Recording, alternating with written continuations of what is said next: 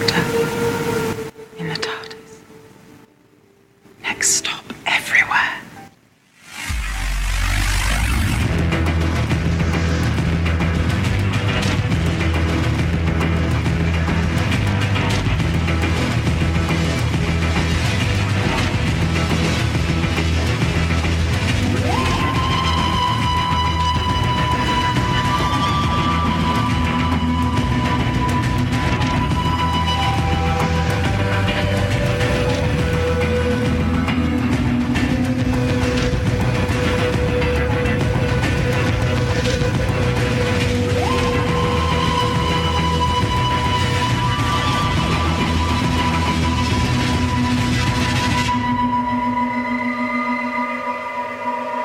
Hello, everyone.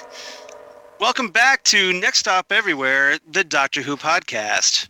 I'm Charles Skaggs, back in the TARDIS once again with a full crew this week. Yay, as everybody's favorite partner in time. Karen is joined by my other favorite partner in time, Jessie. Yes, we are together once again, the power of three. And Sean is chiming in the background, apparently. Yes. Sorry about that. I just yelled That's at okay. him. That's okay. Playing his Spouses. video game. Yeah. Yes. Yes. Moving his desk soon. Just put him in timeout. I'm moving his desk to another apartment. There you go. You're going to deny all knowledge of, or at least all responsibility for Sean. Correct. Okay. All right. Just a side note real quick. I was on a business call today, and Sean knew I was going to do this podcast. So he came in here, he goes, "Fuck you guys." Really, I'm sorry. Really loud. We'll have to bleep that. I was going to say, you might want to bleep that one. Yeah. F But you guys. He said it really loud, and I was like, "This is a business call, Sean." And I apologized to the guy on the phone, and I was like, "That's my husband." Okay. Well, we'll bleep that out. Awesome. We'll bleep that out because we don't want Rob Yeah, bleep Southgate's the word ears to out, I'm explode. Sorry, yeah. Yeah. Yes, So, that's funny. all right. So That would be everybody. funny if it had been us. Yeah, we're not even 5 Yeah. minutes in and already dropping F-bombs, you guys. This is I'm awesome. sorry. Wow, I'm loving it. I'm Loving used it. to All right, talking so to we- you guys differently. So Yep. So Karen's back off the disabled list, and I could not be happier because I missed you. I'm sure Jessie did too. trust me, I am the most happy about not being on the disabled list. Yes. Now we just need to keep you off of that disabled Yes, list. Let's do. All right. So today we're going to talk about Demons of the Punjab, a rather interesting episode of Doctor Who that was the 6th episode from Series 11 that aired just yesterday, November 11th, 2018, 11/11, and or should it be 13/13 now because of Jodie Whittaker? She regenerated. I see what You see what did it- there. Yeah. Written by Vinay Patel, and directed by Jamie Childs, who directed the Series 11 premiere, The Woman Who Fell to Earth. And I cannot wait to get everybody's thoughts on this one. Another bit of a tearjerker in this one, I big think. time. So everybody, you want to give me your just real quick thoughts on what you thought about this episode before we dive in? Jessie, why don't we start with you? Well, I liked it, and then loved it at the end. I love the ending. I love the emotion at the end. The story itself was kind of mediocre. Right. But I think they stuck the landing, so I like it more than normal. Just so we know, because we do this now, Linda didn't care for this one. She was like, Really? Yeah. Aw. She was like, I never really got into the story. I never really cared about anyone.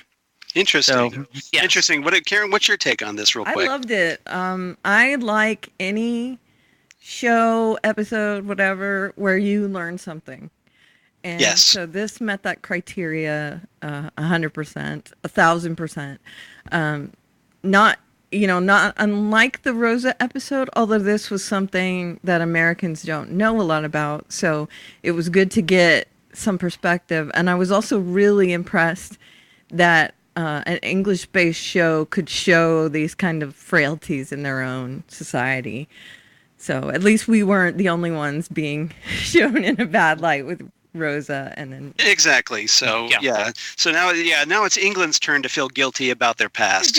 Exactly. Yeah. So I thought I enjoyed this one quite a bit, and you bring up a great point that I totally agree with. This episode I found very educational. Obviously, here in the Midwestern Ohio, with my, we're used to our American history, and we don't get much in the way of world history, especially when it comes to, say, 1947 India and the partition.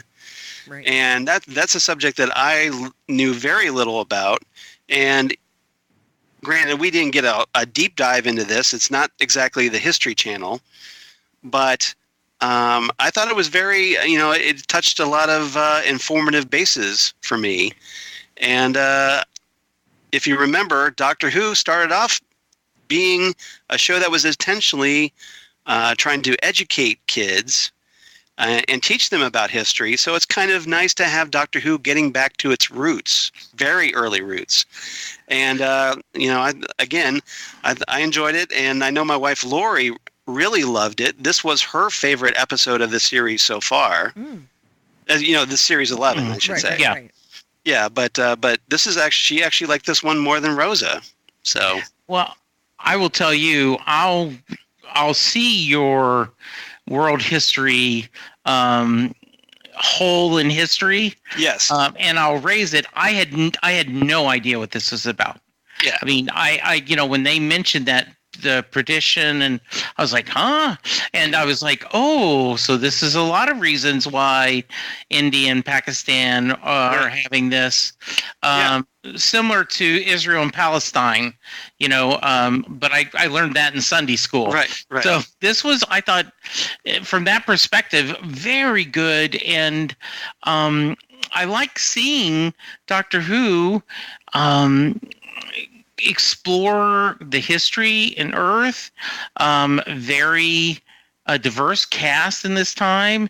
And also I loved seeing Yaz, some background on Yaz's family, and that kind of, when you're visiting your past, they reminded me of Father's Day a little bit. Mm-hmm. Just that little bit where you're passing maybe a early, contender for reverse the polarity. I'd say that's a really good contender, by the way. Spoilers. Yeah. So, and I'm just really dying to talk about this one. So, let's get into the cast a little bit before we get started. We had Leena Dhingra. I hope I'm pronouncing that right. She played the older Nani Umbreen. Okay. And she was actually in a previous Doctor Who story during the David Tennant era.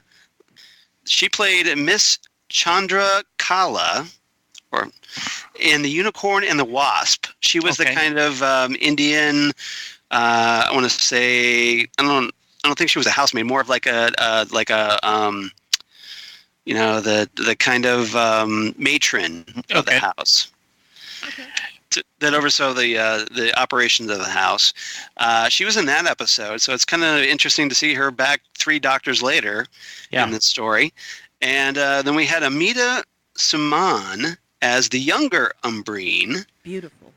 Yeah, she was stunning, wasn't she? She was really beautiful. Yeah. Now she hasn't been in much, but I just thought she was a really interesting actress. Yeah. Shane Zaza played Prem, her intended husband, for like all of 30 seconds. Yeah. As it turns out. He was actually in a previous Doctor Who story. He played a character named Atif in one of the little mini TARDISodes they had back during 2006. It was one of those online things, and it was almost like a little mini prelude. So this particular TARDISode was a prelude to the story Army of Ghosts, which was part 1 of the series 2 two-part finale with the Cybermen. Mm-hmm. And Torchwood and the Daleks, that one. Yes. And he was also in an episode of Black Mirror called Nosedive. And And I know you, Karen, you're a big Black Mirror fan, so I thought I'd mention that. And then he was also in the movie The Da Vinci Code. Ooh. So if you're eagle-eyed, you would spot Prem in the Da Vinci Code. Yep. Okay. So a little trivia tidbit. Hazma Jitoa played Prem's brother Manish, and he was in the UK version of Being Human, and he was also on the series Luther, starring Idris Elba, which is one of my favorite British series. Yeah, it's good. It's so good. Such a good drama. Sexiest man of the year. Yes. Idris Elba. It was so funny because we were just watching Star Trek Beyond yesterday. Uh-huh. And he's all like in that alien makeup, and I'm like, oh, there's the sexiest man alive. Yes. He's had some roles that cause him to not look like the sexiest man alive. And you know what? That's what makes him even sexier, because he doesn't care. Exactly. Absolutely. Yeah, I think he knows he's good looking, but he's not afraid to make himself not look good looking. Correct. Absolutely. So, which is good, because he's an actor, and he shouldn't be tied down like that. So I don't think he's very vain. I think he's very self-aware, which is good. Speaking of which, I know we mentioned that the girl who played the young Nani was really attractive. I found Prem also very attractive. I thought he was I'm sure. Yeah, there was quite a few people on Twitter going, "Hey now, Prem." Yeah. Really? Yeah. Yeah. Pretty cute. So and funny. There's something for everybody. And yes, he was. He had that little sense of, remember me, cart driver. He did that. He was a good character, I thought, and ultimately paid the price, which we'll talk about later. And then we get the return of Yaz's family in this one, in like a brief cameo. But so we get the return of Naja and Sonia and Hakeem. Yes. And so it was good to see them again and have that little bit of continuity in this. All right. So everybody, you want to dive right into our first topic? Absolutely. And I went really obscure with this because I was struggling for this one. But there is a connection. Okay. So this is going to put your I think this is going to test you. So we'll see if you figure this one out. All right. First topic. Kiss of death. That's all I'm giving you. Kiss of death at the moment. And that's the Doctor and the Thajarians, the alien race that gets tied into this story, although I'm not sure the story really needed them. And I want to get everybody's thoughts. So, Karen, why don't we start with you this time? Yeah. What'd you think? What'd you think about the 13th Doctor and her trying to connect with the Thajarians in this episode? Yeah, they were definitely the red herring of the episode. Oh, look, the demons.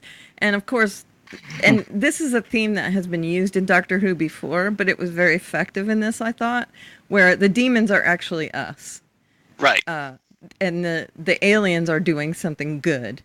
So yes. I enjoyed that bait and switch type thing. I like that when they, when they do a hard turn. Yeah, it's like like they tease you, like, oh, you think it's gonna be the aliens, and they're just like, no, they're actually trying to be the good people here, right. And it's that darn humanity. That's right. Absolutely.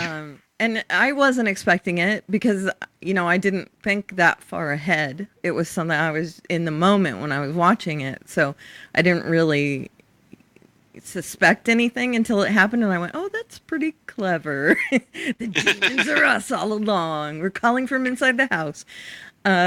So yeah, exactly. Nice reference. I enjoyed their interaction when the Doctor was pulled into their ship and she told them, I know what you're about, you're assassins. And they explained that, while they were assassinating people, their whole world was blown up. And it really drew you into saying, oh, well, that could turn anyone into, a very remorseful being.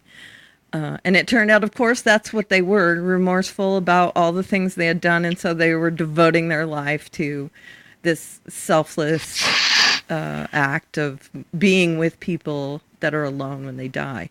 So I really like that. Although I agree with you that it could have been thrown away. Right. But it was a good diversion.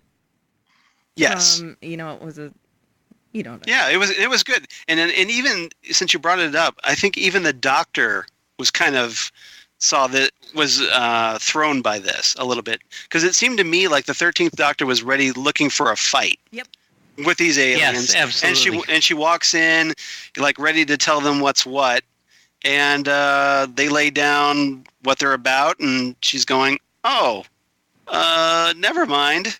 Yes. Yeah, and did you notice there was a point where they actually said to her, "It looked like you were running head first at them," and yeah, she was barreling. And do you think that might have been a self-reflection on the fact that her race has not done some great things in the past, and maybe, and especially after. Oh, you mean like a little guilt over yeah. because she was part of that aristocratic class. Yeah, a little bit. I mean, I thought maybe that was her chasing her own demons, as it were. So that's certainly possible. Yeah, I think that's a really a nice thought and theory. I kind of agree with both of you. We did not need the characters. I guess you could have had a different way where you didn't know that the brother had killed the holy man. Right. I think that was part of it, what was there. And then the reason they stayed is because there were demons. So if they had not had the demons, they wouldn't have stayed. So I guess that's the reason. But I don't understand the mechanics of he wasn't alone when he died. I mean, the people who killed him were there. I don't know, how do you pick which ones you go to and which ones you don't? But as the lovely Karen says, it's a hand wave, and we move it on. And it was nice that these fierce, almost predator-looking aliens are now just being watchers and kind of being there in respectful silence as someone moves along, so they don't go to the next gate, the next world by themselves. Okay, that's good. I agree. I think that's the case. And now the only way I could see it is that maybe the Thajarians thought that the holy man, maybe they kind of sensed somehow that his time was ending, as opposed to the one who murdered him. Yeah.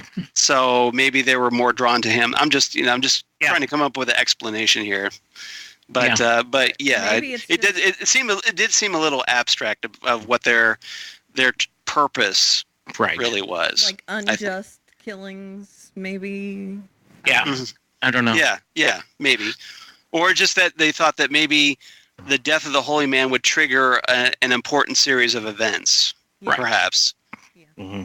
Which it did. It certainly did. It did. So then maybe that's just my guess anyway. All right.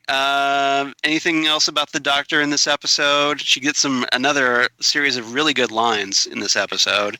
She does, and Linda brought up that she always answers in threes, doesn't she? And I said yes. I mean, she does kind of one for each companion, I guess. Yeah, I guess so. But kind of one where I could do this or could do this, could do this. I love that she went back to visit Yaz's family. The mystery. Right. She's trying to work everything out. Her being the minister or the celebrant on the wedding was a really nice touch. Oh, that was nice. Yeah, that was a very good scene. It was kind of interesting to see the Doctor in that kind of ceremonial position. Mm-hmm. And the Doctor mentioning faith again. Yes. It's been a while since we... Yeah. Well, it was in my head that, the Doctor has their own faith. Yes. Yeah. And it was. I thought that was a really good scene, and the Doctor's speech in that I thought was particularly good. When maybe we'll cover that in favorite quotes. I'm sure we will. All right. I'm guessing Jesse has that because he's sure. Yep. Spoilers. All right. Anything else about the Doctor of the Thajarians before we move on? Nope. Okay. Good. All right. Topic number 2, or clue number 2, depending on your point of view. Out of the past. Okay. So we have Kiss of Death and Out of the Past. Okay. Yeah. I knew that I had a feeling this would be a stumper. But there is a connection. I They're promise titles you. of episodes, aren't they? No, not episodes. I was going to say But they are titles. I was going to say Richard Kipling short stories. Well, there's some interesting guesses, so we'll see. Mm-hmm. Okay. I'll reveal it, and when we get to topic 3, I'll reveal everything. Okay. My master plan. And this is, I want to talk about Yaz, of course, and her Nana, Nani Umbreen, and the younger Umbreen and the older Umbreen. And I want to get everybody's thoughts because I thought Umbreen was a very fascinating character. And Yaz getting some deeper appreciation for her grandmother in this. So, Jesse, let's start with you this time. First off, Nani, could she be any cuter? I mean, she's just a doll. I just loved her. I loved her celebrating her birthday and giving them gifts and saying my favorite, Sister. granddaughter. Yeah, just like, oh no, I told you not to say that. Sonia was a little offended, wasn't she? Yeah. It's like, what do you mean I'm not the favorite? Mm-hmm. And I love that. I loved you guys mentioned the younger actress was not only was she very attractive, but she was very smart, and she was spunk. She had spunk. Lou Grant would say he didn't like her because of that. Exactly. She just was a really strong, and she knew what she wanted. I'm always a sucker for the storyline of people from two different pasts or two different religions or two different societies trying to get together. And so it had a very Romeo and Juliet kind of feel to this. Yes, didn't it is. So I like that a lot. All right, cool. Karen, how about you? How did I feel about them? Yeah. Okay, well, Nani in both eras was a great character. I loved, I'm sure we'll talk about some of the things in quotes, but I love the fact that there was an allusion to, even though they're your family, that doesn't mean they don't have secrets from you. Right. And I like that there was that kind of realization from Yaz that, hey, I don't know everything about my grandmother's past, and we have a time machine. Let's use it. Yeah. The doctor was like, well, yeah, I don't know. And then. Yeah. Well, probably the doctor's thinking about what happened in the events of Father's Day. Like, well, I did this before with Rose, and that didn't go so well. No. So. In this case, I think it was a good thing because she did learn a lot about her grandmother, and she kind of helped to keep the timeline secure. And again, It's another allusion back to Rosa, where that's what they did. They kept the timeline stable. They saved things. Yeah, it's almost like a bootstrap paradox. She kind of ensured her own existence. Right. And once again, her own grandfather. Yeah, exactly. Yeah, when not Philip J. Fry on Futurama. Yeah. You brought up a great point, Karen, once again, is the idea that this is twice now the companions or friends had to stand just there, and even they knew this was going to be something bad. Like they could not stop the wedding, even though it was going to break their heart, and they had to do nothing. And I like that. I like this latest wrinkle of, the Doctor and the series they're saying is they're really pushing on the point that you can't change things no matter how much you want. Right. This is Doctor Who, not Quantum Leap, and so I really like that. So do you think this is an intentional theme that Chris Chibnall, showrunner, is trying to project or convey this season, that hey, there are consequences to traveling through time? I think so. I think we talked about, for the first time ever, or at least in this strong of, you had to get a buy-in from the companions before she let them travel on the TARDIS.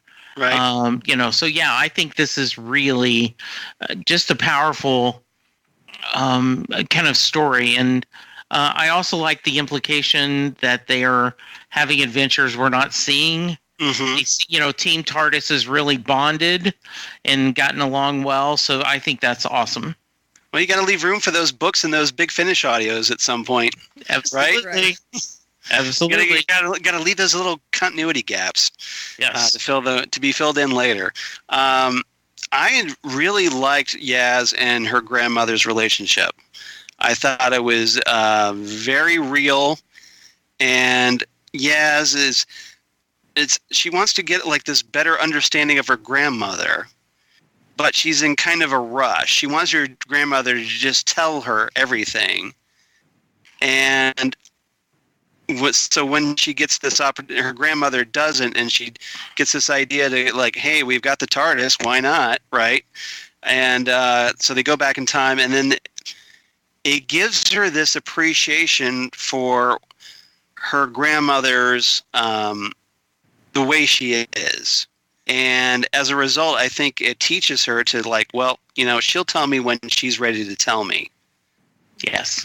I agree. I thought it was really good. And it's obvious where Yaz gets her spunk from, to use Jesse's word. And it's kind of interesting. And I'm hoping we haven't seen the last of Umbreen. Agreed.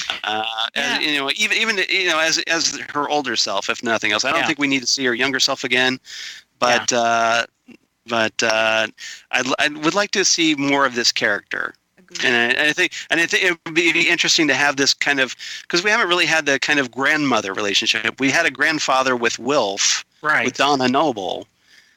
Mm-hmm. But we haven't had a really grandmother granddaughter type relationship on Doctor Who, to my knowledge. Yeah. So I agree. So I really love the acting in this, and I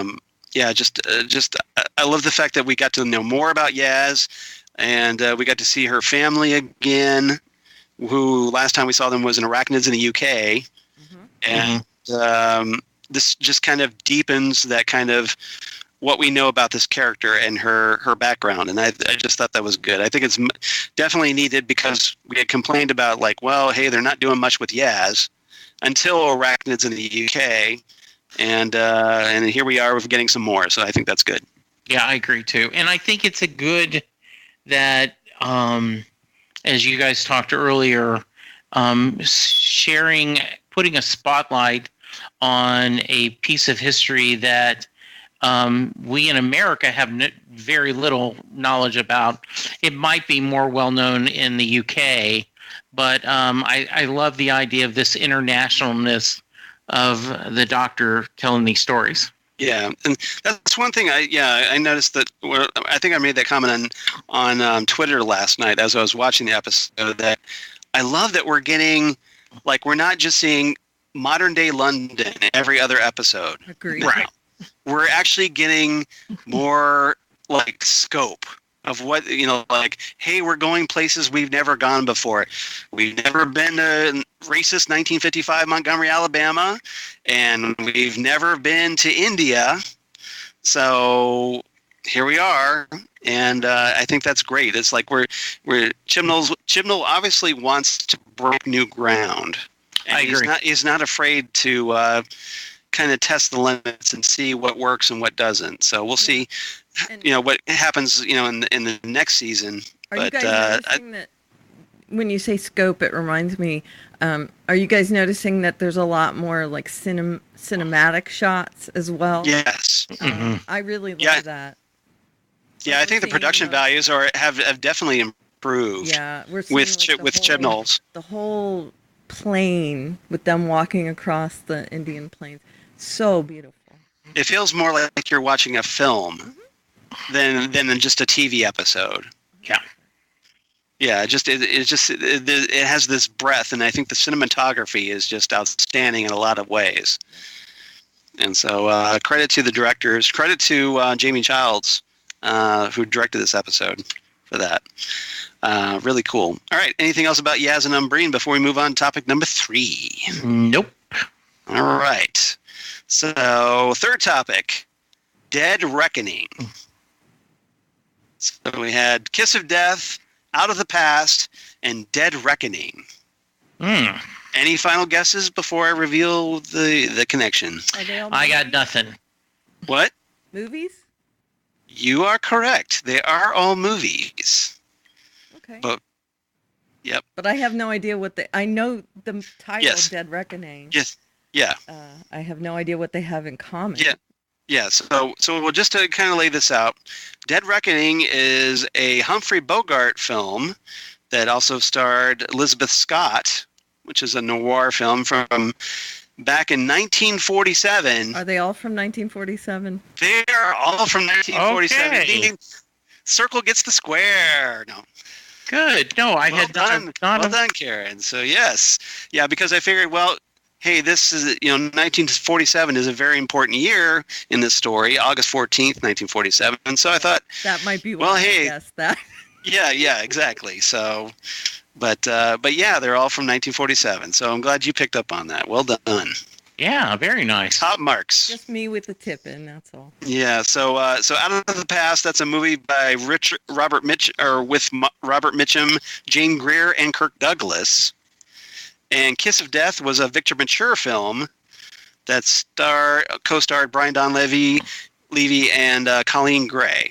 So Well done, sir. So if you're a Turner Classic Movies buff, you probably picked this right up, right? Yes. Yeah. So, like I said, I was struggling for this, but I thought 1947 might be a good connection. Yeah, that's There we go. I like it. Yeah, very nice. All right, and I got to stump the panel for most of it, so that was good. Yes, you did. Good job. All right. It was only All right. after you said the year that I was like, okay, I get it. I get it. Yeah. I get it. Good.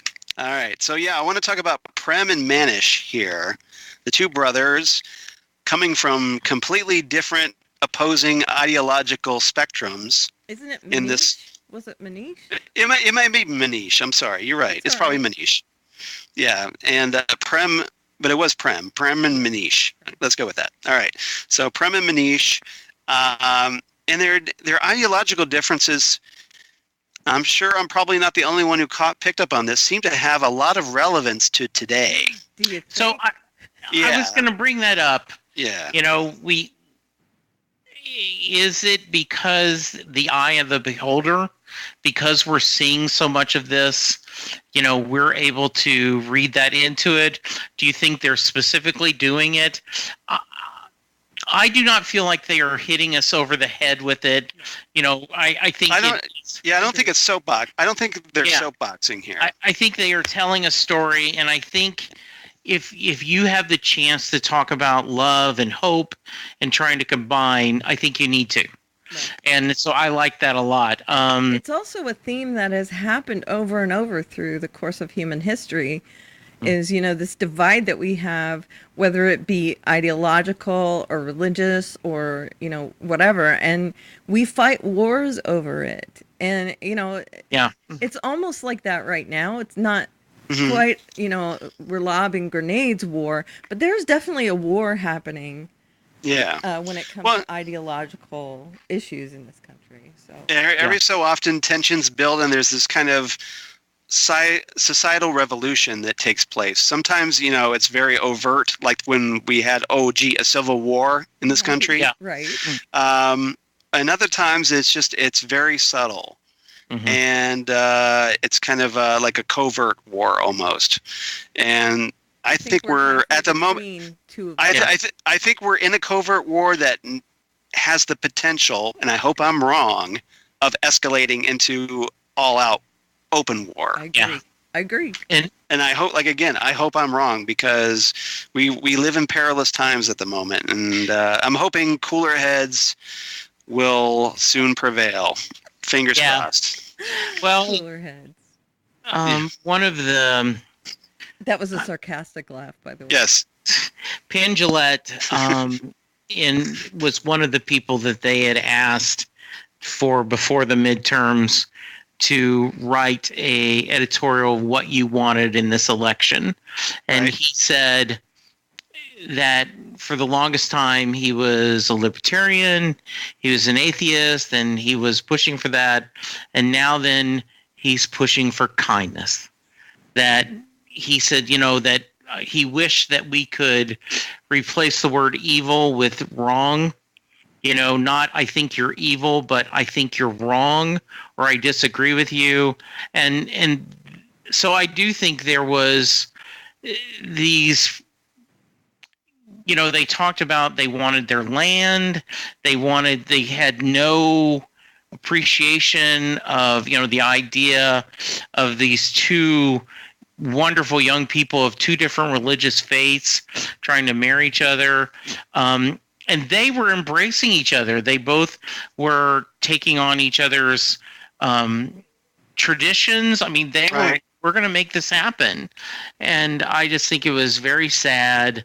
The younger brother being pretty jerky. And pretty much, and then, the older brother, after he had served in World War I. Right. He had different experiences, I think. And I guess it wasn't World War One, right? It must have been. No, it was probably World War II around that time. Because this is 47. This is 2 years right after the end of World War II. Yeah. So yeah. So, but yeah, there was some information that we got that apparently Manish had listened to the radio a lot and was getting all these ideas put in his head. Fake news. So or talk radio. This is the perils of talk radio right now. And because again, the radio was a lot where, like, especially in these remote areas where information was so hard to come by. Absolutely. And when someone's kind of spewing their ideology on the radio, you're more receptive to it because there's nothing else to really contradict it. And so that becomes your opinion almost in a lot of ways. And I don't think this was trying to beat you over the head with politics here. No. I think it was just more like, hey, this kind of thing has happened throughout history. Here's another example of where and how, and maybe it'll give some people a fresh perspective on things, perhaps. A little bit of those who do not, I'm paraphrasing, those who don't respect history are doomed to repeat it. So maybe a little bit of that. I think so. As well. I think that's quite a bit. Yeah. But I found it really fascinating because, again, I was not aware of this particular bit of world history, and I found it very informative. And Lori was just like, maybe I need to get some books on this and learn more about this. And that's the point, is if it urges you to, learn more about it, there's nothing wrong with that. Right. Yeah, absolutely. Knowledge is not a bad thing, people. I hate to break it to some of you, but it's a good thing. Knowledge is a good thing. Yeah. We should want to go out and learn more about things like this. Learn more about different cultures. Learn more about and about other societies and how their experiences compare to our experiences today. Absolutely. And, so I thought that was really good. So ultimately, this leads to this big showdown where Prem essentially confronts his brother and his allies who are armed and basically trying to hold them off so that Umbreen and the others can escape to safety. Yeah. So he takes exactly, for his new wife. Yep. And I thought that was a very powerful scene. Yeah. I agree. I loved seeing the watch get broken, Right? and now why. The significance of it, yeah. Yeah, that was just really well done. Yeah. There were onions cut Yes. in my house. Yes. Just a few onions, perhaps, or Just yeah, a few. just a few. It But was not only when they were walking away from Right. Prem at the end there, when they knew he was going to get killed right then. Right. That was just heart-wrenching. And then, Mhm. of course, the follow-up scene between Yaz and her grandmother when they were Yeah. talking. Yeah. It was very Yeah, touching as well. and I thought it was very tastefully shot by Jamie Childs that they didn't show you Yeah. Prem No. getting shot. It's more No. powerful But that way, to be honest. it is because it leaves more to the imagination. Mhm. And the viewer's imagination. And so, but we did get to see everyone's reactions to it. Yeah. And Yeah. so that conveyed, just the horrible nature of what happened. And I thought that was really effective storytelling. And it kind of made you feel how bad you would feel if you had to walk away from something. Right. Yeah.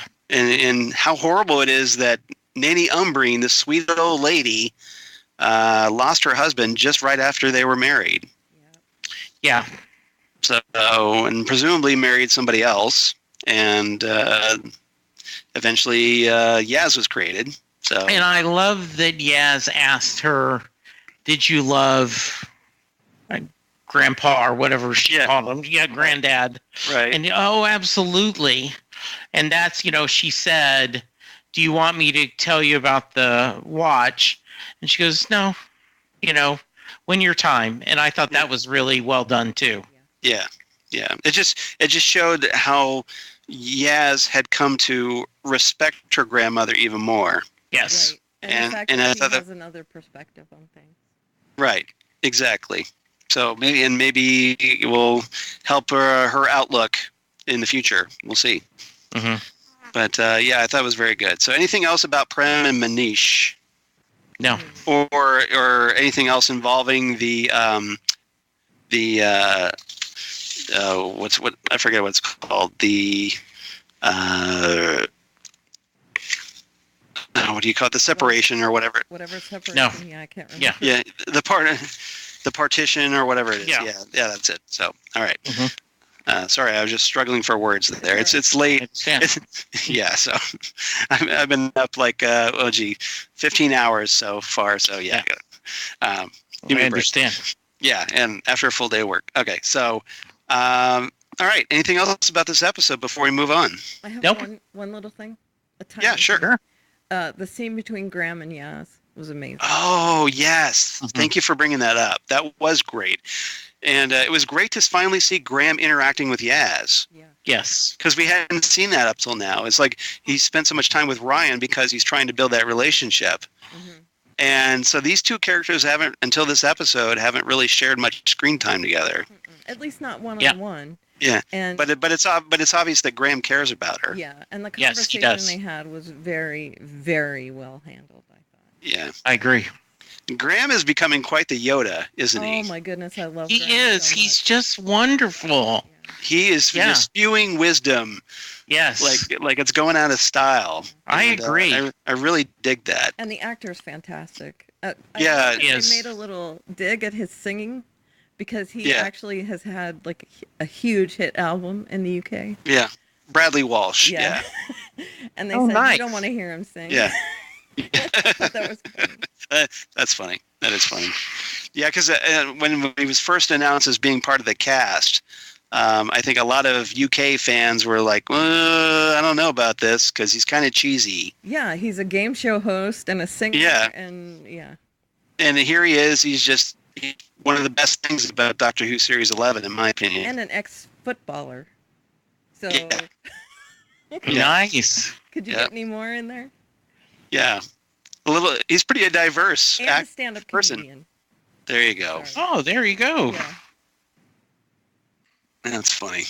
So, He's giving James Corden a run for his money, isn't he? Yeah, he really is. Yes, he is. Oh, that multi-talent. All right. Okay. Anything else, Karen, about this I'm episode good. or Jesse? I'm good. All right. Nope. All right. Let's dive right into. One thing I did want to bring up really quick before we dive in. The closing credits. They had this really cool arrangement by Segun Akinola, the new composer that took over after Murray Gold. He did this really great arrangement, redoing the closing credits theme music as like this sad, haunting Indian style music, and I just thought it was like, because I was listening to it and I was like, holy crap, that's the Doctor Who theme. Yeah. And I was just I was just taken away. I was just like, wow, that's great. I'm really hoping that ends up on the soundtrack at some point. If you look at his Twitter feed, he has a lot of behind the music. Yeah. Okay. So it's well worth checking into. The music in this whole episode was fantastic, I thought. Yeah, I was just like, wow, it's such a beautiful arrangement. And very powerful. So they're obviously trying to do some different things with the credits this series. Yeah. Speaking of Twitter feeds, also Vinay Patel. Yes. He did a whole thing, a live tweet on the episode, and then he's done some stuff here and there about it. And his Twitter feed is also really good. It shows like the research he did into this nice event and all that. But it shows all the books he read and it shows who he talked to and some facts about the colonized, the English colonies that had to serve in the war and stuff like that. So it's a really good read. So I'd recommend both of their Twitter feeds. Yeah, and it's very interesting because this probably was, to some Brits, a very sensitive topic because, of course, India was part of the British Empire back in the day. And as they're one of the colonies that they colonized. And so... colonies. Yes, colonies, yes. Yeah. And we can say that. We're Americans. We were the colonies, too. That's true. Really just... under British rule. So just invaded and took over, but hey... Yeah, they eventually broke away just like we broke away, and so it's kind of nice that here we are finally able to address stuff like that openly because it might have been like very sensitive stuff. I think not that long ago. Yeah, it probably still is, but now they can at least get away with airing it, which maybe once upon back in when Doctor Who first started, maybe they couldn't. Oh, I would assume not. It's only 20 years later. So. Yep. All right, so I need to go in 7 minutes. Do you want to? Yeah, why don't you give us your you want me to give my rating so that she can edit in? What do you want to do, Karen? We can just do the ratings now if you want. Yeah, let's do the ratings first, and then we'll do favorite lines. How's that? Okay, good deal. Okay, so Jesse, why don't you go ahead and give us your rating for this episode? I am giving it 8 out of 10 shop-bought cakes. Nice. Very nice. Very nice. And Karen? I'll give it an 8 as well. I didn't really... 8 pots of flowers. Okay. From the back of the cart. Yeah. All right. I'm a little more generous than both of you this week. I give it 8.5 broken watches. I didn't take broken watches on purpose. I was gonna do broken watches or henna tattoos. Oh, henna tattoos is good. Yeah. All right. I'll just make it henna tattoos then. And I had my backup was 8 out of 10 Death Eye Turtle Army. Yeah. And do we not want to see that episode? I do. Yeah. I want to see the episode where the Doctor officiated Einstein's wedding. Right. Yes, that was so great. That's the episode I want to watch. Hell, that's the episode I want to write for Doctor Who. Absolutely. So Chris Chibnall. Write it. Chris Chibnall, call me. Yeah, exactly. Or email me. So. I thought that was great. All right, so what's your favorite lines of the episode? Jesse, you got some favorite lines? So yeah, there's so many great ones, but I had to take this one. Yeah. I need oil, water, tree bark, a saucepan, 9 containers, an old newspaper, a touch of ox spit, a chicken poo, and a biscuit. Why a biscuit? I love biscuits. Yeah. Yes. I have that exact quote. Yes, I love that one. I'm gonna have to start like eating cookies while we watch Doctor Who, because here in the States, obviously, we call them cookies, not biscuits. Yeah. And every time the Doctor mentions biscuits as her thing, that it makes me want cookies. Yeah. All right. Any other quotes, Jesse, before you head out? Love Yeah. in all its forms is the most powerful weapon we have, because love is a form of hope. And like hope, love abides in the face of everything. Yeah. And I just love that one. I thought that would be a perfect quote from you. I was hoping that was going to be our quote leading out. Well, if we want to add that, we can. So, yes. Yeah. All right. All right. But, all right. So you're going to take off? Yes. Thank you, guys. We will talk next week. All right. Thanks. And I'm glad you were able to join us. We missed you a lot last week. All right. Yes, we did. Yes, we did. Take care, Jesse. Bye. Best to Linda. Mm-hmm. All right. All right. Now we can have some fun. The Phantom Jesse's gone. edition. Yeah, exactly. Maybe we should start playing our theme music. Oh, wait. No. Oh, yeah. No. Jesse, I'm sorry that Jesse had to go, but time constraints. So, so it's okay. We can do the heavy lifting. You guys helped me out when I was kicked off the internet not that long ago. So, correct. So now it's my turn to pitch in. All right, Karen, do you have any favorite lines of the episode? I do. What are they? Okay. Accordion waves, which could mean a dormant octonic engine nearby. That's easy for you to say. What is she saying? If I had to guess, I think we're going demon hunting. Gold star for Ryan. Oh, wait. Or was I awarding points? I forgot about the points. Nice. Well, now, Jesse hinted at this quote, but since he decided to leave on me, I get to say it. So I'm going to go ahead and say this. Yay. So the doctor was talking about Yaz going back to meet her grandmother, and she says, it's a risk. And Graham replies, oh, like none of our other trips have ever been risky. And the doctor replies, I have apologized for the death-eyed turtle army profusely. Profusely, she says. Profusely. Yeah. She acts all annoyed. That's a good one. That Graham's calling her out. So I thought it was pretty funny. I like that one. So, Karen, you got any more? I do. All right. Hey, do you think they're here? Not getting any live signals. Maybe they're out. Shopping. Catching a movie. Bowling. Some races like bowling. I'm talking to cover up my latent worry. Nice. Love it. Graham he had so many great lines in this episode. Mm-hmm. His conversation with Yaz, which we all loved. Fantastic. He tells Yaz, I honestly don't know whether any of us know the real truth of our own lives, because we're too busy living them from the inside.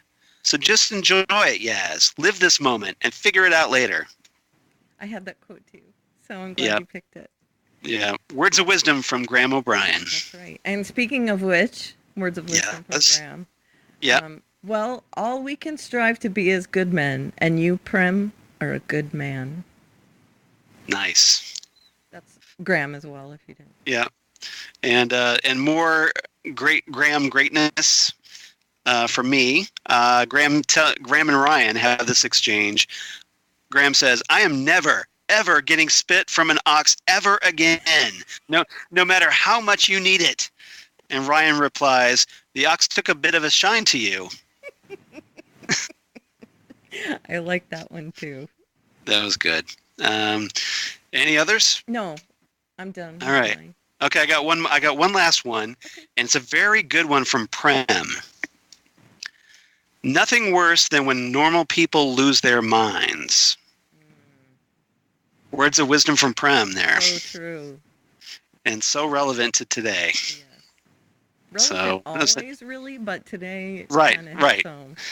Yep. Just like relevant on 1939 or just it's just history, man, and unfortunately history repeats sometimes. All right. So I do have a reverse the polarity segment, but for the sake of time, Well, I think we all know what it is. yeah, we do know. We what mentioned it. So. We did. Yes, yeah.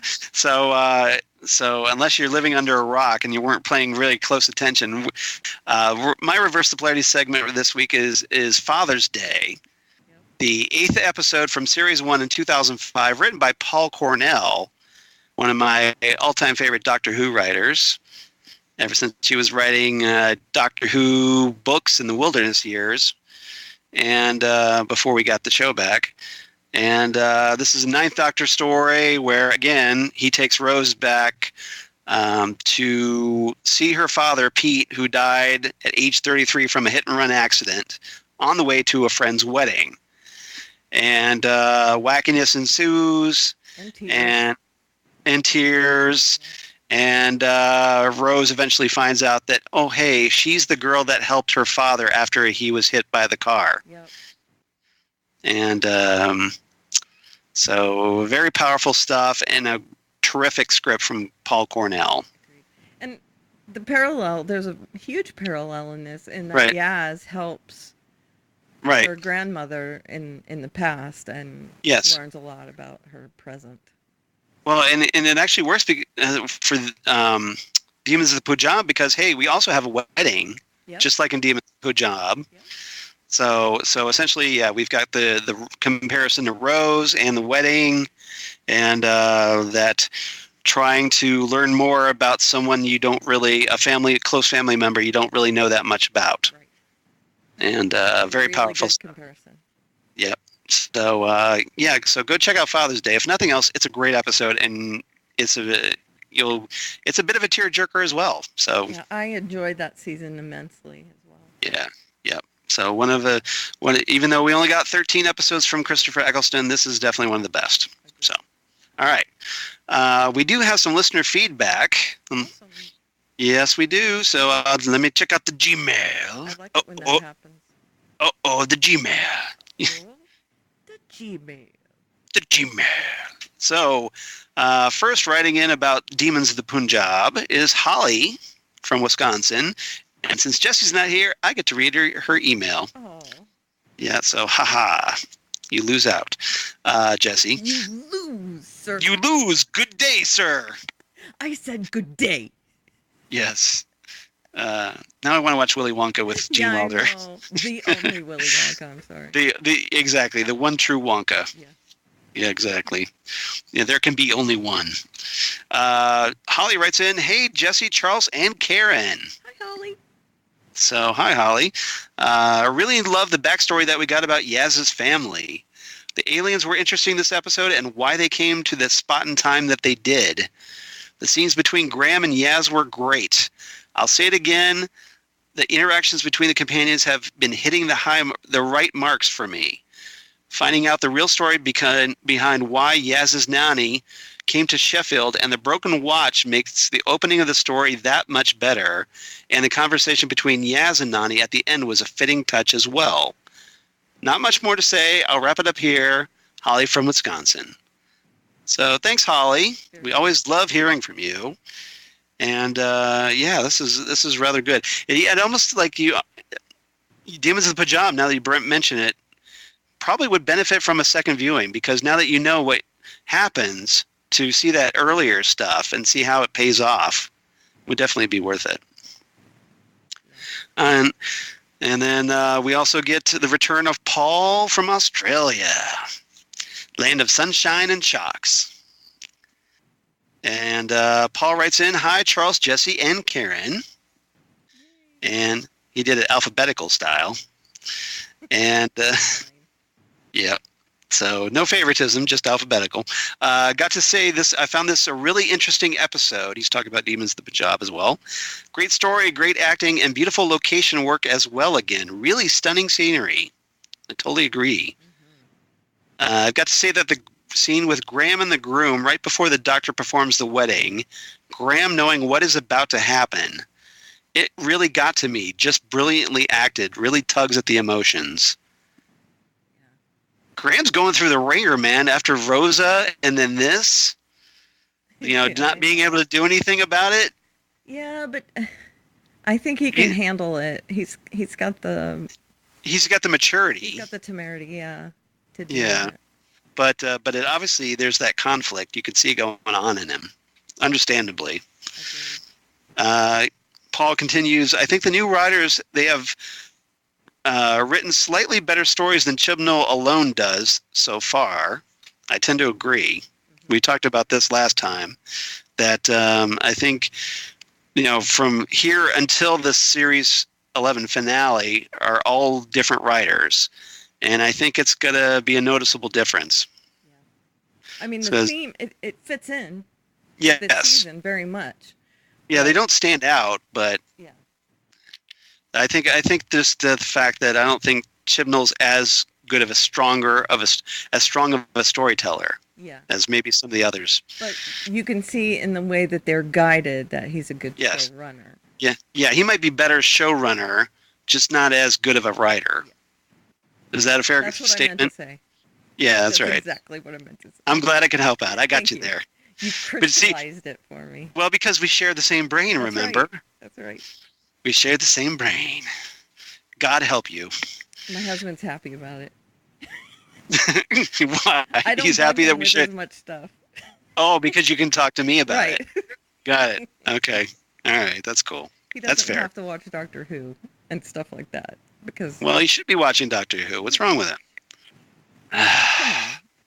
Unplug that video game and get him to watch some Doctor Who. You know my husband. Yes, I'm aware of your husband. Okay. We've talked about this over the years. Yes. All right. Enough said. Okay. Paul continues. Once again, we have an alien. We also have an alien species that appear to be villains, but we find out that they aren't. Definitely a recurring theme this season. Yeah, it does seem like another of Chibnall's themes that. 3 or 4 now. That switch kind of. Yeah, the aliens aren't really the bad guys. So maybe Chibnall's trying to. No, because we had the ones from the woman who fell to Earth, the hunter guy, and they repeated. And then we had the meddling monk wannabe, and Rosa, who I still don't think we've seen the last of. Me either, and I don't think we've seen the last of that other. Yeah, I don't think so. Maybe they'll team up. Mm-hmm.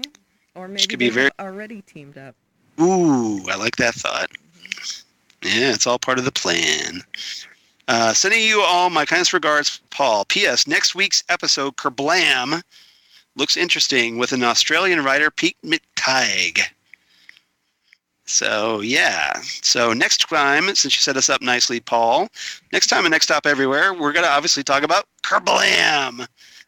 Which is just going to be right that time. Yeah, well, it's just gonna be fun to say Kerblam. Yeah, I agree. Are we gonna say it that way the whole? We should. Just to annoy Jesse. No. We will annoy Jesse. You know that, right? Yeah, I know that. I'm okay with it. But... Yeah, it'd be kind of funny coming from both of us. Kerblam! Kerblam! It does have an exclamation point after. It does. So you have to say state it as a exclamatory remark. That's right. It's for emphasis. You could just say like in different ways, Kerblam or Kerblam. Do it in all different tones. Is that Kerblam? Same brain. Exactly. See what happens when Jesse's not here to rein us in. So Kerblam is. Kerblam. What's it about? I don't have the notes. Oh. You took. Well, I can read it if you want. Do you have the synopsis? I do. Yeah, that'd be great. A Go ahead. mysterious message arrives in a package addressed to the Doctor, leading her, Graham, Yaz, and Ryan to investigate the warehouse moon orbiting Kandoka and the home of the galaxy's largest retailer. Yep. So, are we getting Space Amazon? Yeah, I assume so. I mean, it sounds exactly like that. Well, Amazon would be right for Doctor Who satire. So, that's right. Especially when you put it out in space. I don't know with about with robots and stuff. I have set my Kandoka Prime account to non-recurring because it just is way too expensive. I mean, $10,000 a year is a little much for Prime. But you do get free shipping. That's true. So, That's true. yeah. You like that? Yes, All right. Okay. Shipping. So if you want to, Get it? yeah, shipping. Yeah, space shipping. There you go. Right. That was Then you my information. Yeah. I got you. I figured you out.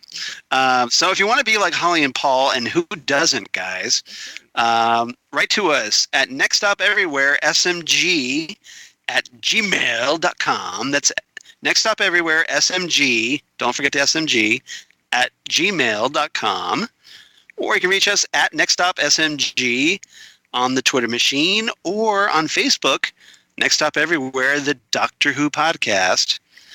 You can reach us there or on our spiffy new Instagram, Next Stop Everywhere podcast on Instagram. All one word. So it's Next Stop All one Everywhere word. Podcast. Yeah, Next Stop Everywhere podcast. Right. Yeah. But kerblam! No, just kidding. Kerblam. So, Karen, where can they reach you on the interwebs? They can reach me at Oliveria on the Twitter machine, and there's a link in my bio to my blog, at which you can find all my other links. Yep. Jesse's not here, but I know that you can reach him on Twitter at Jesse Jackson DFW. Correct. So find him there. Or, he's like, hey, he's one of the co-hosts on Next Stop Everywhere. So go to the Next Stop Everywhere Facebook page, and you can find him through Facebook right there really easily. Right. Or, as for me, you can reach me at Charles Skaggs on the Twitter machine as Karen gets her button My finger's ready. Finger on the button. Yep. At Charles Skaggs on the Instagram. Facebook, of course, at Charles Skaggs in Hilliard, Ohio. No. We're not going to do the crazy kids. The crazy kids are gone because Google Plus is dead. I miss it.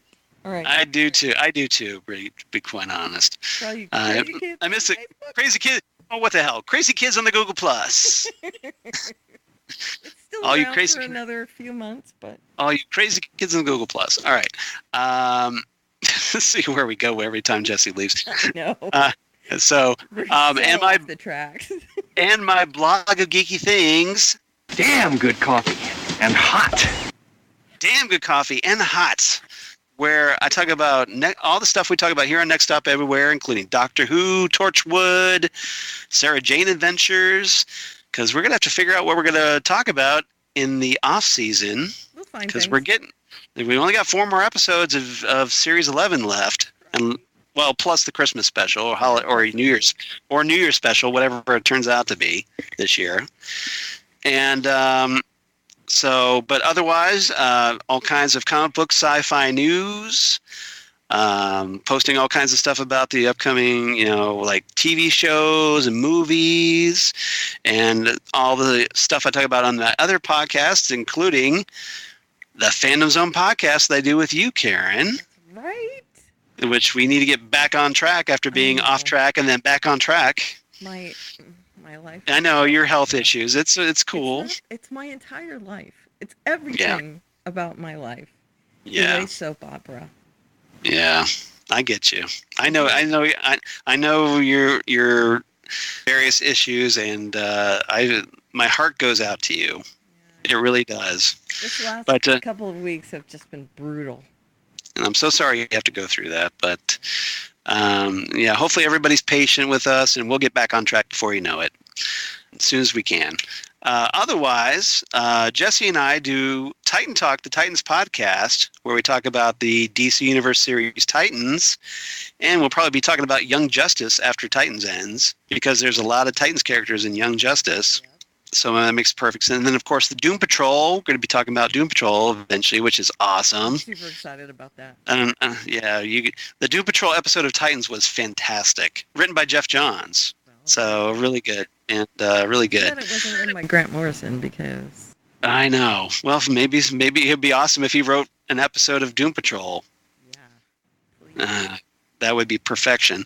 And also, Ghostwood, the Twin Peaks podcast they do with Zan Sprouse, wife of comic book artist Chris Sprouse, where we talk about all things Twin Peaks and David Lynch, and damn good coffee and hot. Damn good coffee and hot. Ooh, we got 2 plays I this didn't time. even have my finger on the button that time.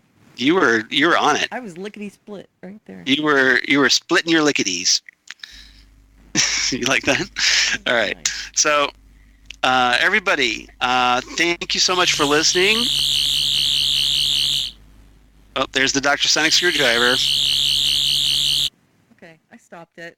Why is or it- Sonic something. It's a sonic screwdriver. Okay, got it. But Old school. it's old school. Yeah. So, everybody, again, thank you so much for listening to Next Stop Everywhere, the Doctor Who podcast.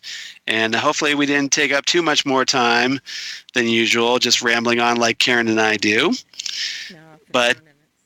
Yeah, that's all right. That's really good for us. It is really good. We could have gone another hour, probably. Easy. We probably could.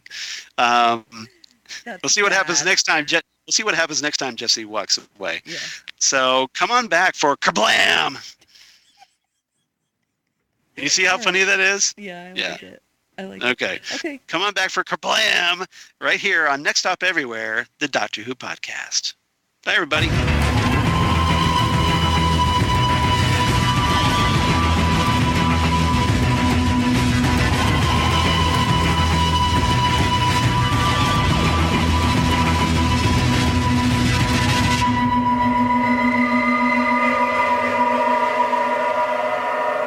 Kablam! Kablam!